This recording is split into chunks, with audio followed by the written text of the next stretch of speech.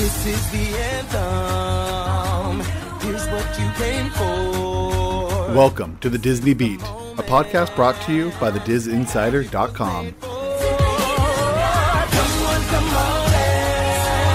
My name is Sean Nyberg, and I will be covering all of the Disney headlines to keep you informed as you start your week. Happening right now. Hello there, this is Sean Nyberg, and this podcast is being recorded on the evening of Sunday, December 20th, 2020. All right, let's dive into the news. I want to start off by wishing everyone a happy holidays. So, this week, Christmas is this Friday. Hanukkah just ended this last Friday. Kwanzaa begins this Saturday and tomorrow. And for you guys, if you listen to this when it comes out today, Monday, is the winter solstice, which is the shortest day of the year. So I just want to wish everybody a happy holidays and hope everyone is being safe and doing well. And so, let's just start right off where we should, because I want to start with some Mandalorian news. So the Disney Plus series, The Mandalorian, had its big season 2 finale this last Friday, and I was absolutely floored. The ending was not unexpected, meaning like it was still kind of a surprise, because we didn't know exactly what was going to happen. But if you were to look on the 5 things that a lot of fans thought would likely happen, it was in there, right? This did not come out of left field, so it was pretty cool. It gave a lot of, I don't know, it's still, even though it wasn't a surprise, it still kind of had that feeling of like epicness, right? Like it was a big epic shock, kind of. And also, though, Disney pulled a move from the Marvel Cinematic Universe that the Marvel had perfected with the surprise tease after the credits. So that was the one nice thing about watching this a little later on Friday, is that while I didn't have the surprise spoiled for me, I was given a heads up by my friends at the Disinsider to keep watching through the credits, because there was a little video at the end of that, and in that video they revealed, spoiler alert, but this has been 3 full days. They revealed a new series. The Book of Boba Fett will be coming next December, so December 2021. There was some confusion among Disney and Star Wars fans this last weekend, asking if the new Boba Fett series was actually the next chapter of The Mandalorian, or if this would be a separate project altogether, and season 3 of Mando would continue with the current storyline. Here is where I would typically give my thoughts on the subject, but I am recording this Sunday evening, and this will be coming out Monday morning. And on this particular Monday morning, The Mandalorian's producer, director, writer, and showrunner, Jon Favreau, is appearing on Disney's Good Morning America. And so we'll likely, by the time you hear this, we will already know clarification on that subject. I mean, my assumption is, and based on a lot of things, including some people who work at Disney, is that this is a separate series, and that chapter 3 will be continue with the Mandalorian being the center, the main character, not Boba Fett. So, but we will know this by the time you hear this. It'll be, I'm certain, will be clarified by Jon Favreau on Good Morning America. So, I loved it. I was really, it was just amazing. It was one of those things that, my partner and I watched it together, my fiance Paul, and we were just, I don't know, we were cheering. It was really touching. I teared up many times. So, and finally, in Mandalorian news, we got word that the popular behind-the-scenes series, Disney Gallery, The Mandalorian, will be returning to chronicle the making of season 2. So this was a behind-the-scenes series that came out along with season 1 of The Mandalorian. That showed every episode kind of showed different stuff. They talked about the music in one of them. They talked about how they did the visual effects, stuff like that.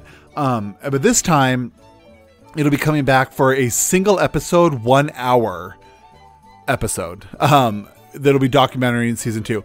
This is going to premiere this Friday, Christmas Day. So that'll be pretty exciting to see. I love the behind the scenes stuff. I really do. I think that's something that the Disney Plus has a lot of, and I think they need to continue. I think it's one thing that is, it's fairly cheap to produce, but I think There's a lot of fans. The stuff that they make, with Star Wars and Marvel and the Disney princesses stuff and the Pixar, all that stuff has such a strong fan base, and the stuff they release is so iconic that the behind the scenes stuff is really interesting, especially down the road to look back, and see how much one of these projects, like something like Frozen or something, when they were making it, they figured it was going to be good, but they had no idea it was going to be as big as it is now. So when they do these making of documentaries, it's really nice to have if the project blows up and becomes a huge cultural phenomenon. Then we can go back later and kind of watch the sausage being made. So really looking forward to that. It comes out this Friday, Christmas Day. So also in more of the Disney Plus streaming news, we learned Jim Henson series Dinosaurs will be coming to Disney Plus in January.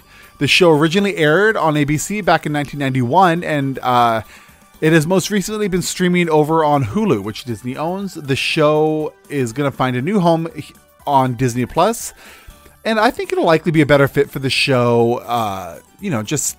It's more family. The comedy's more family focused. While Hulu has a lot of stuff for all family, all ages in the family, it has a lot of more mature content and stuff. And I just think Dinosaur will have a better home over there on Disney Plus, along with the other Jim Henson stuff, the Muppets and everything else. So, it's getting moved there. It'll be over there in January. I love Dinosaur. I grew up, I was born in 82, so it was right in my wheelhouse coming out in 1991, so looking forward to that. And other Jim Henson Company production news, there's a new episodes of the Disney Plus series Earth to Ned will also be coming to Disney Plus in January. This is it's like a talk show comedy type thing. It's done by Jim Henson's production company, and they kind of had, I don't know if they're technically going to split these up into season 1 and season 2, but I assume it's just going to be added episodes to season 1. This premiered this last year on Disney Plus, and the new episodes, there's going to be a number of them. We do know some of the upcoming guests, which include comedian Tig Notaro and magicians Penn and Teller. We also learned that TikTok's famous D'Amelio family will be getting a series on Hulu. The Disney-owned streaming service will produce a new reality series following the sisters and parents of the D'Amelio family, and it will be released sometime in 2021. And this follows the Investor Day announcement about the Kardashians. The Kardashian family is getting a new reality show on Hulu that's coming out again in 2021. There was a lot of talk about Hulu really wanting and needing. I think needing comes first and then wanting comes after that for this kind of stuff. But they were needing some original reality series for the network. So, they have all the stuff like all the Real Housewives. They have a lot of stuff that is being produced by other because Real Housewives is Bravo, which is under the Comcast umbrella, right? And they have Peacock that they're starting. They have some of the Lifetime stuff or TLC, some of those kind of reality shows.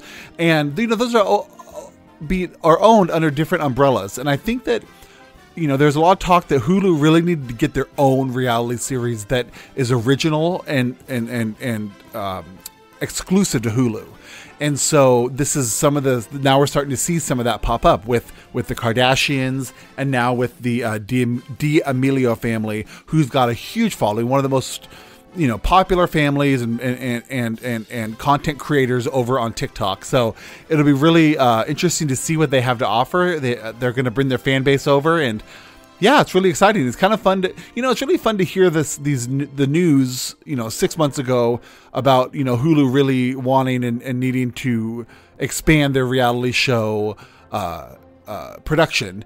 And then, we hear that, and then, not very much later, we find out, they got the Kardashians and they snagged the D'Amelios, they're in their first series. So anyway, we'll be watching that story, and yeah, it's coming to Hulu sometime in 2021. So we'll see what they have to offer.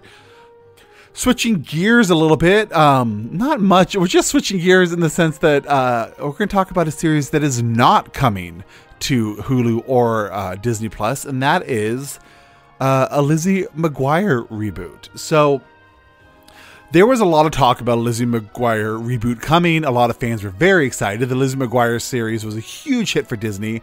And, it was kind of going back and forth. We were getting leaks here and there. We knew people weren't happy. We knew there was a lot of disagreement on how the show should progress, like really where it should focus. And anyway, it all just kind of collapsed, and we got word this last week that they're not going to move forward with the reboot. Hillary Duff, who played Lizzie McGuire, she sent out a very properly worded statement, meaning it definitely went through a PR person because it was very positive. But, I know the big issue was that Hillary Duff really wanted the character's focus in the new series to be more about, what someone of that age on the old series, now they're probably in their 30s or late 20s or early 30s, and what they would be dealing with now, when it comes to being a young woman, and relationships and marriage and divorce and all the stuff that just kind of happens, when you get older. And the talk is that Disney really wanted it to be more like Lizzie McGuire focused in the sense of the same idea of the bubblegum, fun family kid show, right?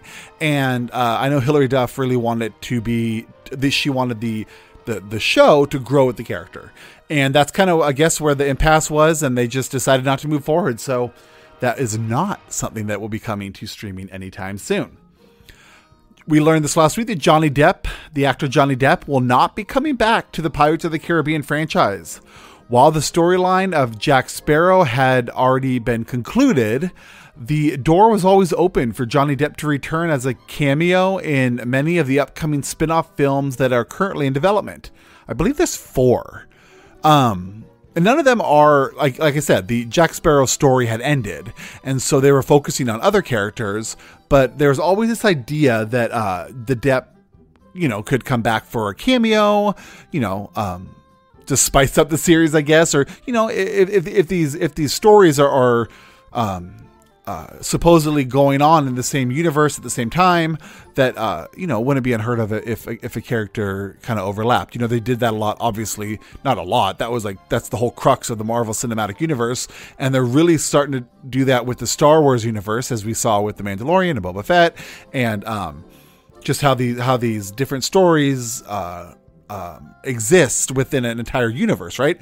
And so with the Pirates, there was definitely the idea that Depp would pop back in, right, as a cameo in these future films. However, it's been reported that recently Johnny Depp and Disney's relationship has frayed, and Disney will not be asking Depp to return. There's a lot of stuff with Johnny Depp in the news with his divorce, and it's very heated. I know that some people online, if you do a little bit of research, you can see that there are some fans who are who take very strong opinions on either side of this whole situation with Depp and his ex. And so, that obviously the negative press that's come around that, definitely, Disney likes to keep their hands clean when it comes to the PR side of stuff. And so that clearly was probably the crux of it. But I think also too, it's good for the Pirates franchise to move on with these new stories and to grow. So we learned that Depp will not be coming back. This past week, it was on the 18th, so Friday. This past Friday, the soundtrack to the Disney Pixar movie Soul was released. This is ahead of the film's debut, which is going to be this Friday, Christmas, on Disney Plus. This will be Disney's biggest film release on Disney Plus since Mulan, but unlike Mulan, Soul will not require any extra fee aside from just the standard Disney Plus subscription. The movie was initially planned to be released this past summer, but the pandemic changed those plans, of course, right? And so they decided to move to streaming. But yeah, this last Friday, the soundtrack was released, and the movie the reviews are just absolutely incredible for this film, and I'm really, really looking forward to it. Not just from the storyline and everything, and the Pete Docter, the director, Tina Fey is I haven't seen it yet, people I know who've seen screeners have said, that her character is, it's kind of like Bing Bong and Inside Out, in that it's going to be the comic relief, kind of the heart of a big part of the story, but they're not using it or using her at very much at all in the campaign, in the promotional campaign for the movie, just like they didn't do with Bing Bong, who was Richard Kind did the voice, and I love him too. He's hilarious, by the way. And he, none of that was in the promotional campaign for Inside Out, and it seems like that's what they're doing with this movie, with Tina Fey's character. So, anyway, we'll see that. It comes out Friday on Christmas Day on Disney Plus, and the soundtrack came out last Friday, so it's available right now if you want to, go stream it or download it or purchase it, however way you get music these days. It was reported that Family Guy creator Seth MacFarlane will be producing a remake of the classic 80s comedy Revenge of the Nerds for the Disney-owned 20th Century Studios. The film will not be an exact remake of the original film. Rather, it will take the classic story and update it based on what we currently consider nerd culture today. Because clearly, the pocket protector nerd stereotype from the 1980s doesn't really apply now in 2020. So, he's going to update it. It's not going to be, like I said, an exact remake, but it's going to be the same idea. Seth MacFarlane, like I said, creator of Family Guy and American Dad, Orville. So, he's definitely, a real, a huge big wig when it comes to comedies in Hollywood. So, the remake is in very, very good hands. So it was at the Disney Investor Day, it was announced that Disney will be making a new Fantastic Four film. And while the specifics are still under wraps, that has not kept Vegas from weighing in on casting. So here are the current odds for actors to portray the four leads in the Fantastic Four. So right now, if you go over to DisneyInsider.com, you can see all of the actors and what the current odds are based in Vegas. But here are the top two for each of the four main top four characters. So the odds to play Mr. Fantastic right now, the odds are with John Krasinski, and number two to play Mr. Fantastic is John David Washington. The odds to play the Invisible Woman right now are with Emily Blunt, and the odds, the second actor to play the Invisible Woman based on Vegas odds right now is Lily James. The odds to play the Human Torch is currently with Anthony Ramos, and tied with Anthony Ramos is Zac Efron. And finally, oh no, actually there's two more. I'm sorry. The odds to play the Thing. The odds to play the Thing right now, according to Vegas, is with Stephen Graham. And second actor for the Thing is Dean Norris. And the top two in Vegas odds to play Doctor Doom is Giancarlo Esposito. Has the best odds, and second is Cillian Murphy. So those are the odds to play these characters for the upcoming Fantastic Four film. It's just kind of a fun thing to look at. There's, again, not a lot of information released. I believe right now the expectation is the film will be released sometime in 2023. So, we got a while before that one's coming out. So we'll be keeping an eye on that one. And finally, in what originally seemed like an odd news story, but quickly kind of started to make sense the more you thought about it, is that it has been reported that Disney Executive Chairman Bob Iger is being considered for a job in President-elect Joe Biden's administration. The former Disney CEO has been vocal about his interest in politics, sharing in his most recent memoir that he considered running for president as a Democrat. The incoming administration is considering Iger for a potential ambassador position in either China or the United Kingdom. One of Iger's biggest accomplishments as CEO of Disney was developing and opening Shanghai Disneyland. The job required a large, coordinated effort with the Chinese government, a major task that clearly caught the eye of Joe Biden and his administration, that, his team that's building up his incoming administration. So, we'll see what happens here. I know that Bob Iger has really been interested in getting into politics. He's got a very high approval rating, in the public. Last year, he was named CEO of the Year by Time Magazine. He did amazing things with Disney. He's well liked amongst business leaders, but also amongst, political leaders. And, he did a lot with opening Shanghai Disneyland and just forging that relationship with the Chinese government. So I think he could do a lot of good things for the United States in terms of the relationships with China, which, we won't get into politics and stuff, but, it's a very important relationship to have, right?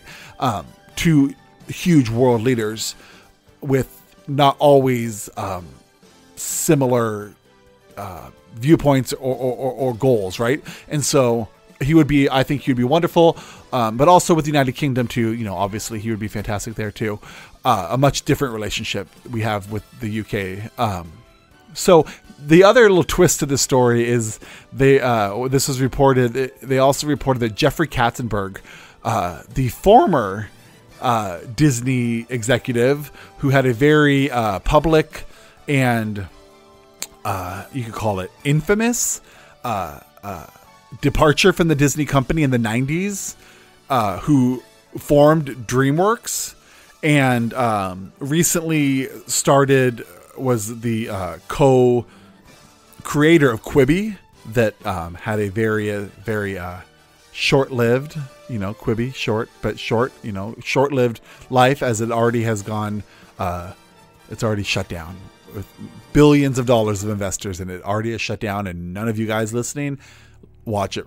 So he's the other one that's kind of being looked at in the entertainment industry to take up one of these ambassador positions. So while Iger and Katzenberg never really crossed paths, as Katzenberg was more into the the film and the animation with Disney in the 90s, and during that time Iger was over at ABC running the network, or working in the network and stuff. So they didn't really cross there too bad. So it's not really like it's not like it's a Michael Eisner, Katzenberg, who are both up for these positions. That would be pretty epic if you follow Disney.